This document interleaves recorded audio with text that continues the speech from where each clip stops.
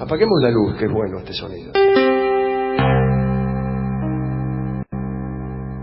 Podríamos hablar de espiritistas. En 1917, un misionero británico que vivía en China se leyó en noches de aburrimiento una biografía acerca de Ana Bolena, que había sido esposa de Enrique VIII y que fue, como saben todos ustedes, ejecutada en 1506 por adúltera. Le cortaron la cabeza, le cortaron. Está todavía ahí en la Torre de Londres, el lugar ensangrentadito donde Ana perdió la cabeza. Este misionero que leyó la biografía de Ana Boleyn se llamaba William Pakenham y al principio estaba interesado únicamente por Ana, pero luego fue estudiando con tanto fervor el tema que terminó por convertirlo en el asunto central de sus investigaciones y en aquello que más le interesaba en la vida: la decapitación de Ana Bolena en manos de su esposo, Enrique VIII, también llamado Charles Lawton. Cuando volvió a Inglaterra, recordemos que estaba en la China el tipo,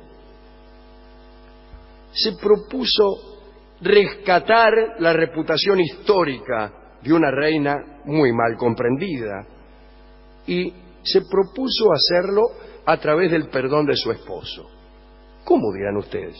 Su esposo estaba muerto, sí, pero era la época del auge del espiritismo. Y se propuso convocar al espíritu de Enrique para que la perdonara. Buscó, eso sí, históricamente también, en busca de frases de perdón o momentos de arrepentimiento que pudiera encontrar en las crónicas, pero no lo consiguió. Y entonces trató de toparse con un fantasma que intercediera ante el fantasma del rey Enrique VIII para pedirle perdón postrero para su reina. Pero Pakenham no era medium, de modo que consultó a otros para hablar con los fantasmas de aquel tiempo, el tiempo que estaba estudiando, el siglo XVI en Inglaterra. Pakenham conoció a Miss Clegg, una medium que lo ayudó. La primera sesión de las muchas que se realizaron marcó la pauta para las siguientes. Se acumularon hechos absurdos, experiencias dudosas, apariciones equivocadas. Parece que en una oportunidad apareció, merced al llamado de Miss Clegg, el fantasma de un viejo de pelo blanco. Y dijo: mire, ¿quién es usted? Y el fantasma dijo: soy el padre de Ana Bolena, dijo con voz de Mario Matas. Pakenham pidió entonces al espíritu una descripción de Ana. Así que es el padre de Ana Bolena, hágame una descripción de Ana. Y el espíritu dijo que Ana era más bien regordeta y que entre otras cosas tenía manos muy bellas. Entonces, indignado, el misionero quiso golpear al espíritu, al que supo un impostor. La erudición de Pakenham le indicaba que Ana Bolena no podía tener manos muy bellas, porque en una tenía 6 dedos. Es discutible si se puede o no tener manos bellas con un dedo supernumerario. El espíritu, antes de esfumarse, hizo una confesión y una disculpa que me parece de lo más extraordinario que he escuchado en las últimas 24 horas. El espíritu dijo que en vida se había dedicado a la impostura y que en la muerte no podía evitar esa condición de impostor y estaba condenado a presentarse por la eternidad fingiendo ser quien no era. Es un personaje extraordinario. Está condenado a presentarse diciendo que es una persona que no es. La medium explicó a Pakenham que no era su culpa la intromisión de aquel fantasma impostor. Bueno, al final Pakenham comprobó que Miss Clegg Era una excelente medium, pero que convocaba espíritus equivocados. Así que no fue más. En diciembre de 1922, Pakenham recibió una carta. 3 mediums muy importantes de Londres, Elinor Kelly, Frederick Blythe Bond y Miss Hester Dowding, sabedores del interés de Pakenham, lo citaron para conversar.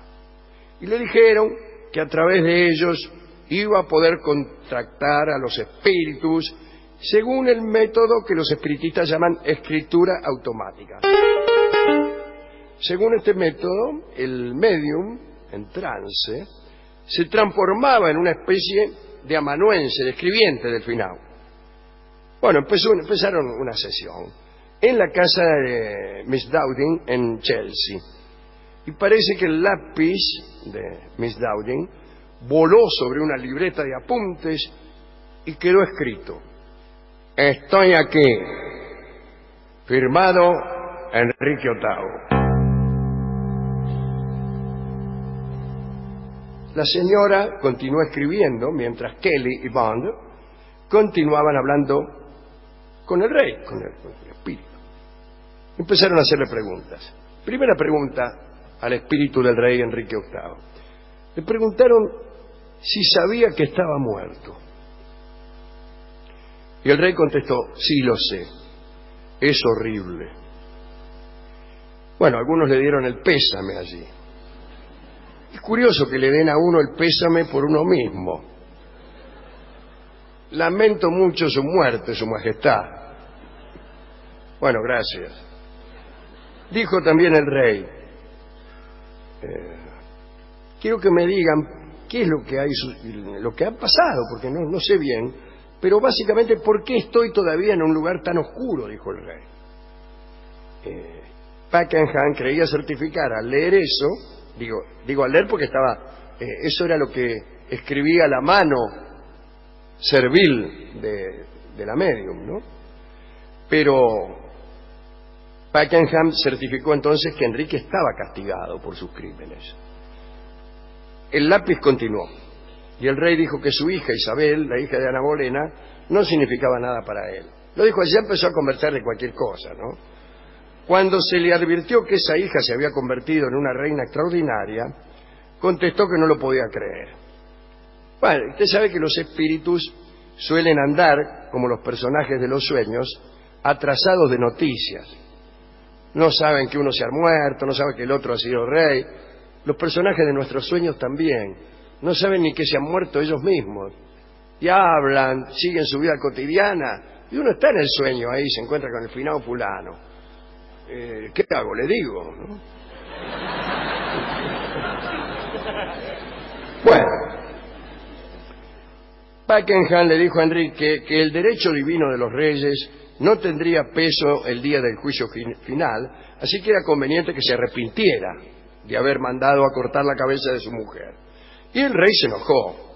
Escribió con trazos muy gruesos a través de la medium: yo no lo oiré, usted es un estúpido, un bribón de taberna que se divierte a mis expensas porque estoy muerto.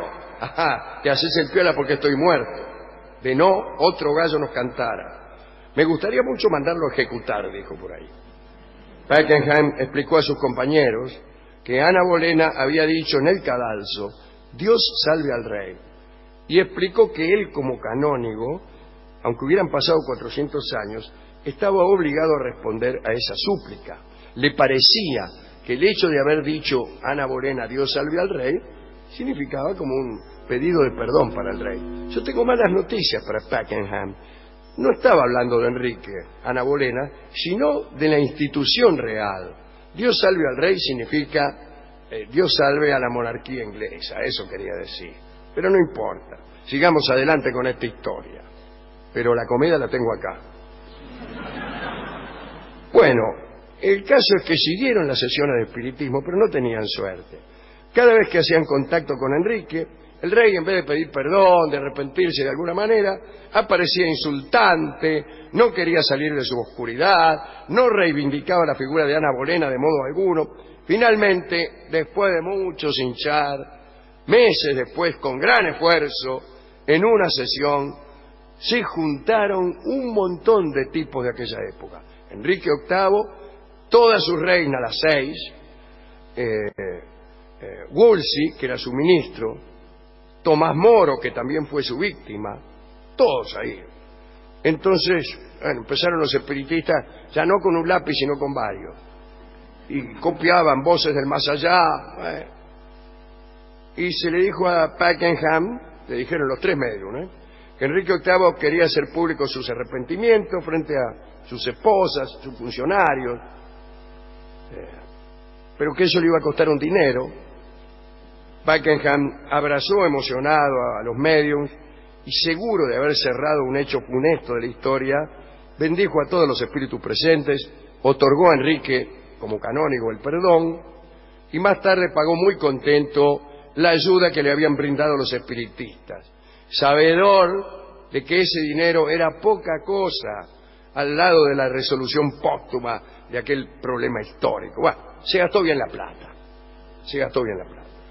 Después se fue a su casa y empezó a escribir un libro acerca de este episodio que venía a clausurar la historia de Enrique con sus 6 esposas. El libro de Pakenham se llamó La historia de los Tudor, y aunque se publicó a mediados del siglo XX, ya no lo recuerda nadie. Y esta es la historia del pobre Pakenham y su intento por redimir a Ana y perdonar a Enrique. Yo voy a dedicar a esto a Swedenborg, que nos trajo esta idea de que los muertos, cuando mueren, creen que están vivos.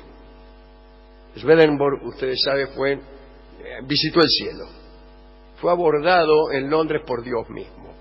Un día venía caminando, a la noche, tarde, se le acerca un tipo y le dice, soy Dios. Qué suerte tienen algunos. También me gusta de esta historia que acabamos de contar, el fantasma que estaba condenado a ser siempre un impostor, a presentarse siempre como uno que no era. Tal vez me gusta ese personaje porque me identifico bastante con él.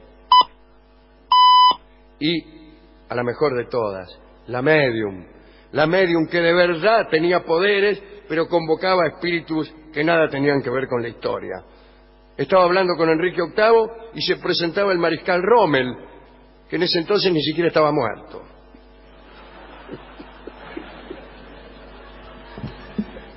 Me pregunto ahora, ¿lo habrán perdonado a Enrique? ¿Estará en el cielo o en el infierno? ¿Y Ana Boleyn se habrá reunido en el más allá con su esposo, pregunto, y con su cabeza también? ¿A cuál de las 6 esposas quería Enrique realmente? A todas. ¿Qué es esto? ¿Por qué elegir una? Bueno, qué cosa. Son muchas preguntas, me parece a mí. Demasiadas preguntas. Incluso hay otra. ¿No seremos nosotros también personas equivocadas? Personas que están contando esta historia y es una historia que no deberíamos haber contado. O tal vez somos personas que ustedes no estaban esperando. O tal vez somos personas que no somos quienes creemos ser. Demasiadas preguntas. Preguntas cuya respuesta solo Dios sabe. 1, 2,